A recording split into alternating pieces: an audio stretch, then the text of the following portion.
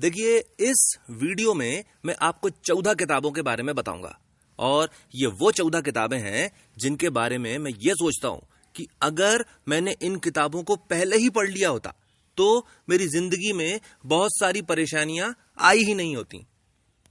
अगर 300 या 400 चीजों को छोड़ दें तो जितनी भी चीजें आप इन 14 किताबों को पढ़कर सीखेंगे वो सारी चीजें वक्त आपको वैसे ही सिखा देगा।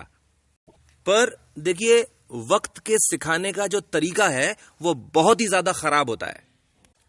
ये हो गई एक चीज। दूसरी चीज, देखिए 3 तरह की किताबें होती हैं। सबसे ज्यादा किताबें होती हैं पहले टाइप की 99%, और ये किताबें हाथ तापने के लिए बेहतरीन होती हैं। दूसरी तरह की जो किताबें होती हैं वो थोड़ी सी कम होती हैं। ये यूजफुल तो होती हैं पर बहुत ज्यादा यूजफुल नहीं होती। इन तरह की किताबों को पढ़ने का केवल एक तरीका होता है कि इन किताबों की समरी पढ़ ली जाए। तीसरी तरह की किताबें, और ये सबसे कम होती हैं 0.0001%, और ये वो किताबें होती हैं जिनको बार बार बार बार पढ़ना चाहिए। अब ये जो तीसरी तरह की किताबें हैं, अगर आपने इन किताबों को एक बार पढ़ा तो यानी आपने इन किताबों को नहीं पढ़ा। किसी भी किताब को, और अच्छी किताब को, कम से कम 8 बार पढ़ना चाहिए। उससे क्या होता है कि वो जो किताब है वो आपके खून में उतर के आ जाती है, यानी फिर आपको सोचना नहीं पड़ता, आपकी थिंकिंग ही वैसी हो जाती है। चौथी चीज, आपकी जिंदगी में कम से कम आपका एक बार इंटरव्यू जरूर होगा, और इंटरव्यू में 4 चीजें पूछी जाती हैं। पहली चीज होती है इंट्रोडक्शन, दूसरी हॉबीज, तीसरी आपकी स्ट्रेंथ्स, और चौथी आपकी वीकनेसेस। अब देखिए, आमतौर पर होता यह है कि जब इंटरव्यूअर पूछता है कि आपकी हॉबीज क्या हैं, तो ज्यादातर कैंडिडेट्स 2 चीजें बताते हैं। पहली होती है लिसनिंग टू म्यूजिक, और दूसरी होती है रीडिंग बुक्स। फिर इंटरव्यूअर पूछता है, अच्छा आपने क्या किताबें पढ़ी हैं बताइए। और ज्यादातर कैंडिडेट्स 3, 4 या 5 किताबों से ज्यादा नहीं बता पाते, क्योंकि ज्यादातर कैंडिडेट्स कोर्स के बाहर की कोई भी चीज हो पढ़ते ही नहीं है। उसके बाद क्या होता है, उसके बाद इंटरव्यूअर कहता है कि यार तुमने कुल मिला के 4 किताबें पढ़ी हैं और तुम कह रहे हो तुम्हारी हॉबी रीडिंग है, तुम गाने भी नहीं सुनते होगे। एक चीज और भी है, ज्यादातर स्टूडेंट्स जो पढ़ते हैं कोर्स के बाहर वो किस्से कहानियों की किताबें बता देते हैं। देखिए, कभी भी इंटरव्यू हो, कभी भी किस्से कहानियों की किताबों का नाम नहीं लेना चाहिए। आपको हमेशा वो किताबें बताना चाहिए जिन्हें सुनकर इंटरव्यूअर को यह समझ में आए कि यह बंदा अपने आप को इंप्रूव करने के लिए मेहनत कर रहा है। पर इसके साथ ही ये चीज भी समझ लीजिए कि आपको यू कैन विन भी नहीं बोलना चाहिए, क्योंकि ज्यादातर लोगों ने वो किताब पढ़ी ही होती है, और अगर नहीं भी पढ़ी होती है तो भी वो नाम तो ले ही देते हैं। इसलिए अगर आपने ये किताब पढ़ी भी है तो भी मत बताइए। अब जब आपसे पूछा जाए कि आपकी हॉबीज क्या हैं, आप बताइए रीडिंग, और जब पूछा जाए कि क्या पढ़ते हो, तो अगर आप इन 14 किताबों का नाम ले देंगे तो आप एक बहुत ही अच्छा इंप्रेशन क्रिएट कर देंगे। और अगर आपने इन 14 किताबों को 8 बार पढ़ा है तो आप ज्यादा पैकेज मांग पाएंगे। इस चीज को भी समझ लीजिए कि इन 14 किताबों को पढ़ने का फायदा यह है कि इन 14 किताबों को पढ़ने के बाद आप अपनी बाकी की जिंदगी में किसी भी किताब को उठाएंगे, 3, 4 या 5 पेज पढ़ के आपको समझ में आ जाएगा कि इस किताब को पढ़ना है कि इससे हाथ तापना चाहिए। 2 सावधानियां और जो आपको बरतना चाहिए। पहली चीज तो ये कि इन किताबों की पीडीएफ फ्रीली अवेलेबल है, पर आप पीडीएफ से मत पढ़ना, आप हार्ड कॉपी से पढ़ना। दूसरी चीज, क्योंकि ये 14 की 14 बेहतरीन किताबें हैं, इनका हर भाषा में अनुवाद हुआ है, पर आप इन किताबों को इंग्लिश में ही पढ़ना। इन 14 किताबों को और हर किताब को 8 बार पढ़ चुकने के बाद आपकी वोकेबलरी और आपकी इंग्लिश बोलने की फ्लुएंसी शानदार हो जाएगी। ठीक है, शुरू करते हैं। सबसे पहली किताब है how to win friends and influence people, Dale Carnegie के द्वारा लिखी गई। बहुत ही अच्छी किताब है और इस किताब के अंदर 7 फंडामेंटल टेक्निक्स हैं जिसके जरिए आप लोगों को इंप्रेस कर सकते हैं। आपको 6 तरीके मालूम चलेंगे जिनको अगर आप फॉलो करेंगे तो लोग आपको पसंद करने लगेंगे। इसी किताब में आपको 12 तरीके वो मालूम चलेंगे जिसके जरिए आप लोगों से अपनी बात मनवा सकेंगे और 7 टेक्निक्स जिनको आप फॉलो करेंगे तो लोग आपको अपना लीडर मान लेंगे। बहुत ही अच्छी किताब है और इस किताब को सबसे पहले पढ़ना चाहिए। दूसरी किताब है नेपोलियन हिल के द्वारा लिखी गई थिंक एंड ग्रो रिच। अब इस चीज को समझ लीजिए कि ये जो किताब है ये पूरे 20 साल के अंदर लिखी गई है। इस किताब को लिखने के लिए नेपोलियन हिल ने क्या किया कि अपने समय के जो 500 लोग जो बहुत ही ज्यादा सक्सेसफुल थे, जैसे कि Henry Ford, Thomas Edison, Alexander Graham Bell, George Eastman, इन जैसे लोगों से मिला और उनसे पूछा कि आप लोगों ने क्या स्ट्रेटेजी फॉलो करी, आप लोगों ने क्या प्रिंसिपल्स फॉलो करे जिन वजह से आप आज इतने ज्यादा सक्सेसफुल हैं। और उन इंटरव्यूज के आधार पर नेपोलियन हिल ने 13 प्रिंसिपल्स बनाए और ये 13 प्रिंसिपल्स ऐसे हैं इन्हें कोई भी फॉलो करे वो जरूर सफल हो जाएगा। इस चीज को भी समझ लीजिए कि मार्केट में जितनी भी सेल्फ डेवलपमेंट, मोटिवेशन और इंस्पिरेशन की किताबें आती हैं वो सभी इन्हीं 13 प्रिंसिपल्स के बारे में ही बात करती हैं तोड़ मरोड़ के। यानी अगर आपने ये किताब पढ़ ली तो बाकी की जितनी भी मोटिवेशनल, इंस्पिरेशनल और सेल्फ हेल्प की किताबें हैं सबके सामने आप राइट लगा देना। इसी किताब के अंदर नेपोलियन हिल ने वो 30 वजहें बताई हैं जिनकी वजह से कोई भी व्यक्ति असफल हो जाता है। और तीसरी चीज जो सबसे बड़ी खासियत है इस किताब की, इस किताब में नेपोलियन ने 6 स्टेप्स फॉर्मूला दिया है, 6 स्टेप फॉर्मूला, जिसे आप फॉलो कर लो तो आप जितने पैसे कमाना चाहो उतने पैसे कमा सकते हो। तीसरी किताब है लॉज ऑफ सक्सेस और यह भी नेपोलियन हिल के द्वारा ही लिखी गई है।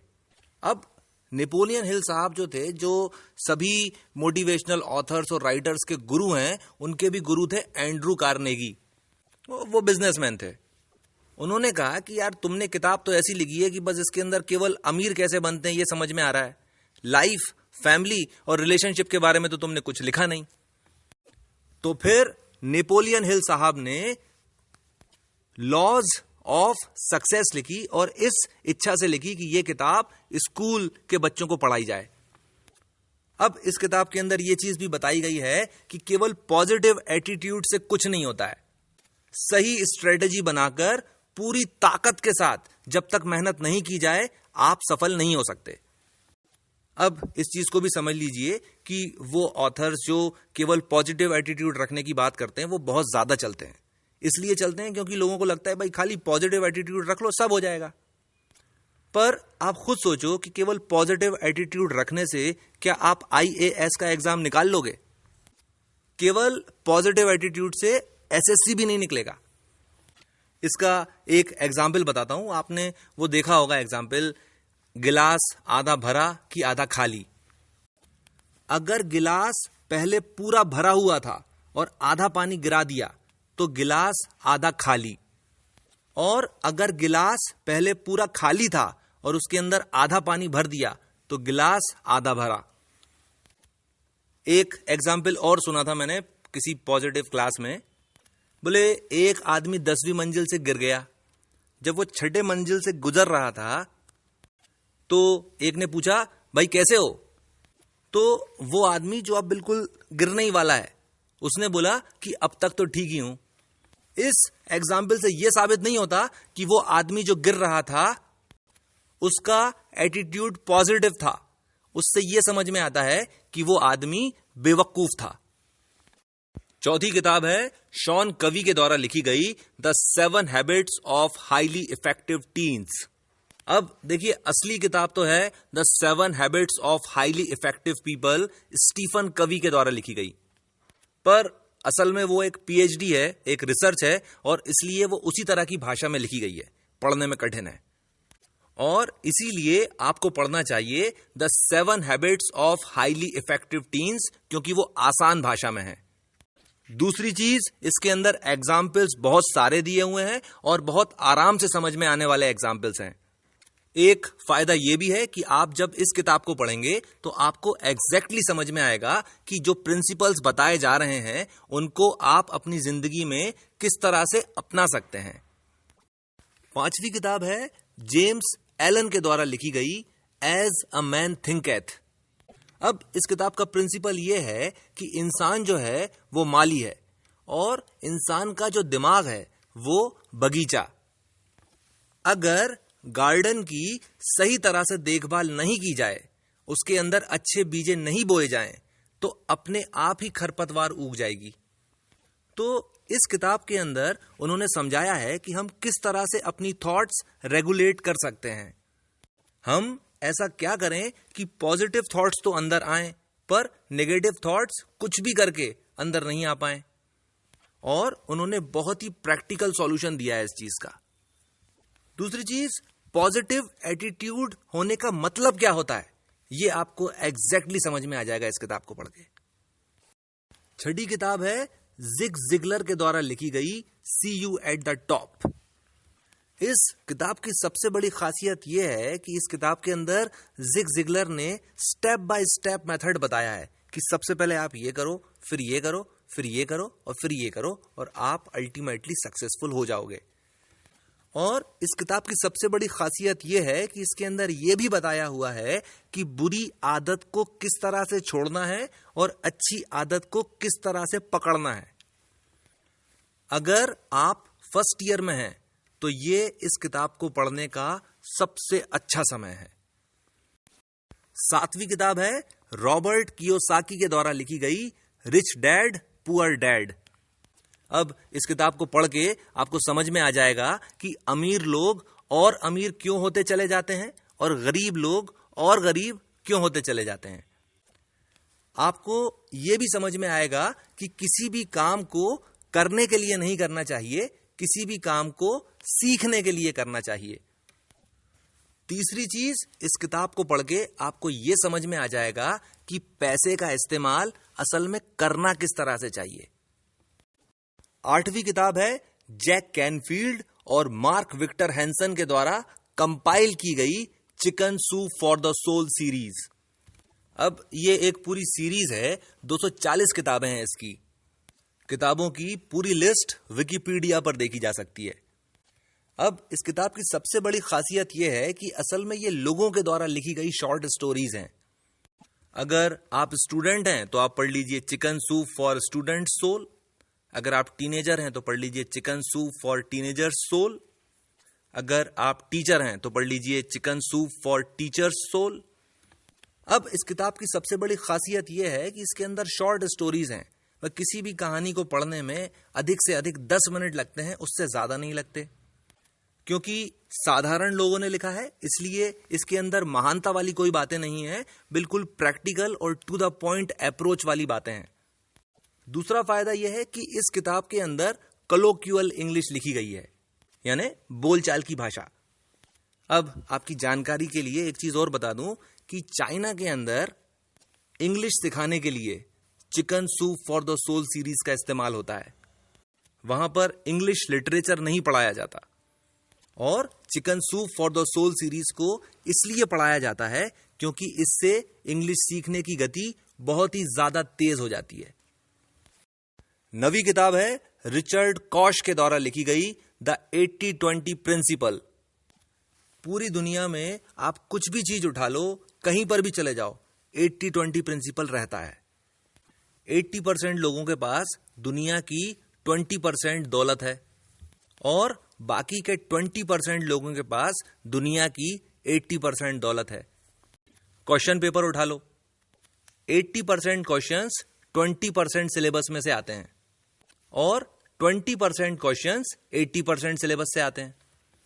कोई सा भी एग्जाम होगा, 80% कैंडिडेट्स का सिलेक्शन होने के चांसेस 20% हैं और 20% कैंडिडेट्स के सिलेक्ट होने के चांसेस 80% है। अगर आपको 80% इंग्लिश सीखना है तो आप 20% इंग्लिश सीख लीजिए। आप 20% में क्या सीखेंगे? मॉडल्स और प्रीपोजिशंस, ये दो चीजें सीख लीजिए, 80% इंग्लिश हो जाएगी। इसको फिर से सुन लेना। दूसरी चीज, इस किताब को पढ़ के आपको यह समझ में आ जाएगा कि वो 20% काम कौन से हैं जिनका आउटपुट 80% है, और इसीलिए उन 20% कामों पे आपको अपना 80% फोकस देना है। इस किताब को पढ़ चुकने के बाद आपके पास जिंदगी में कभी भी समय की कमी नहीं रहेगी। 10वीं किताब है जैक कैनफील्ड के द्वारा लिखी गई how to get from where you are to where you want to be. अब इस किताब को पढ़ने का एक फायदा है और एक नुकसान है। नुकसान यह है कि इस पूरी किताब को पढ़ने के बाद आपको समझ में नहीं आएगा कि इसमें ऐसी कौन सी चीज थी जो आपको पहले से ही नहीं मालूम थी। फायदा यह होगा कि आप अपने आप से सवाल कर पाएंगे कि जब मुझे यह सब कुछ मालूम था तो फिर मैंने ये किया क्यों नहीं। 11वीं किताब है लियो बाबाऊता के द्वारा लिखी गई द पावर ऑफ लेस। इस किताब को पढ़ के आपकी प्रोडक्टिविटी मैक्सिमम हो जाएगी। बहुत ही प्रैक्टिकल तरीके से इस किताब के अंदर समझाया गया है कि आप अपने समय और पैसे का मैक्सिमम यूटिलाइजेशन किस तरह से कर सकते हैं। अगर आज आपकी पहली सैलरी आई है तो आज इस किताब को पढ़ने का सबसे सही समय है। 12वीं किताब है जॉन मेडिना के द्वारा लिखी गई ब्रेन रूल्स। इस किताब को पढ़ के आपको समझ में आ जाएगा कि आपका दिमाग असल में किस तरह से काम करता है। आपको यह भी मालूम चल जाएगा कि आपको कितनी एक्सरसाइज करना चाहिए और आपको कितना सोना चाहिए। स्ट्रेस से किस तरह से निपटा जाए, अपना कंसंट्रेशन किस तरह से बढ़ाया जाए, अपनी मेमोरी को किस तरह से इंप्रूव किया जाए, और वो सभी एक्टिविटीज जो आपके दिमाग को बहुत ही ज्यादा तेज कर देंगी। 13वीं किताब है रॉबर्ट ग्रीन के द्वारा लिखी गई 48 लॉज ऑफ पावर। इस किताब को पढ़कर आप में दुनियादारी की समझ आ जाएगी। देखिए, दुनिया में 80% लोग बहुत ही अच्छे होते हैं, हर तरह से आपकी मदद करेंगे, पर 20% लोग जो होते हैं ये खराब होते हैं। ये आपको नुकसान पहुंचाएंगे, लगातार कोशिश करेंगे, यानी भले ही आपको नुकसान पहुंचा के इनको कोई फायदा नहीं होता हो तब भी आपको नुकसान पहुंचाएंगे। और सबसे बड़ी परेशानी की चीज जो है वो ये कि इन लोगों को पहचाना नहीं जा सकता, और ये लोग तब पहचान में आते हैं जब ये लोग हमारा ऑलरेडी नुकसान कर चुके होते हैं। इस तरह के लोगों से निपटने के लिए 48 लॉज ऑफ पावर, एक एक लॉ आपको फॉलो करना पड़ेगा। इस किताब के अंदर बहुत सारे एग्जाम्पल्स दिए हुए हैं, और यह भी कि ये जो किताब की जो इंग्लिश है ये बहुत ही ज्यादा कठिन है। 14वीं किताब है रॉबर्ट ग्रीन के द्वारा लिखी गई मास्टरी। इस किताब को पढ़ के आपको समझ में आ जाएगा कि आप अपना पोटेंशियल किस तरह से पहचान सकते हैं, और फिर अपने पोटेंशियल को पहचान के क्या करना है, कैसे करना है। 6 प्रिंसिपल्स हैं इस किताब के अंदर, और अगर आपने उन 6 प्रिंसिपल्स का अक्षरशः पालन कर लिया तो आप जिस काम को करने के लिए पैदा हुए हो आप वो काम कर गुजरोगे। बहुत सारे एग्जाम्पल्स हैं, कतई मोटिवेटिंग किताब है। इंग्लिश आसान है पर वोकेबलरी बहुत ही ज्यादा कठिन इस्तेमाल की गई है। सबसे आखिरी में पढ़ना है इसको। तो मैं उम्मीद करता हूं कि आप इन किताबों को पढ़ेंगे, 8 बार पढ़ेंगे, और जिस क्रम में बताया गया है उसी क्रम में पढ़ेंगे। इसके साथ मैं अपनी बात खत्म करता हूं। इस चैनल को सब्सक्राइब कर लीजिए ताकि इस चैनल पर जो भी वीडियो अपलोड हो आपके पास उसका नोटिफिकेशन पहुंच जाए। आपने मुझे इतना समय दिया, थैंक यू वेरी मच।